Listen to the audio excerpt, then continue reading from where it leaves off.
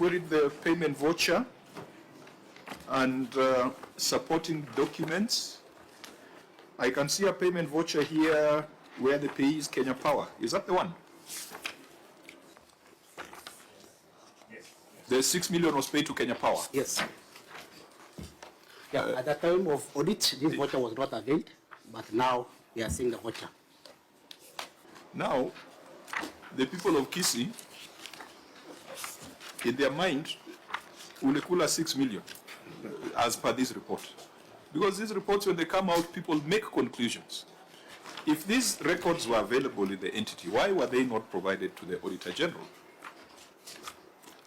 Chairman, over 2 years, there's a fight back and forth on making system work.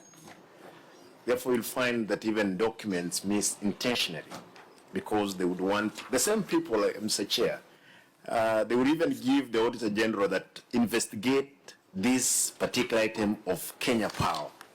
We're not sure that it was paid.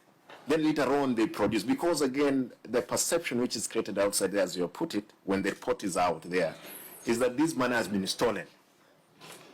Until today, we told people that yes, there was a voucher of 6 million, which emerged from either it dropped on the floor of the office. That's why I said at the beginning that officers have been hiding behind the back of the governor, because it's a governor who takes the questions. We want now to go directly. This is, I said earlier, this is a waste of the time of the Senate. 6 million, and I see the payment voucher here. I see a schedule of meters.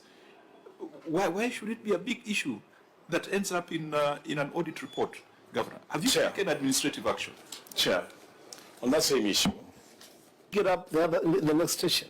So those saboteurs, Governor, what we are saying is, they are not just hurting you as Governor, they're not just hurting the image of your county, they are also making us spend our time in a manner that is not useful. As to identify these characters who are sabotaging your administration, because this is something that, as the chair has rightfully noted, can very easily be used to mudsling a county governor, where there is no wrongdoing, no money has been lost, just somebody failing to provide a voucher when they should provide a voucher. So this one is unacceptable, Governor. It's unacceptable, and Chair, for me, we identify the officers responsible for production of documents. I think you will remind us, Clerk, what the law says, the responsibility to produce documents during audit. That officer, Governor, even if he's your friend, deliver him to our hands. You just wash your hands and let the Senate do with him as it will please.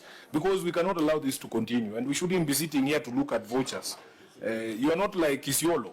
And I can see the Senator of Isiolo has walked in. We are not like Isiolo, because the documents you present here, they look like authentic documents. You should just have provided them during the time of audit.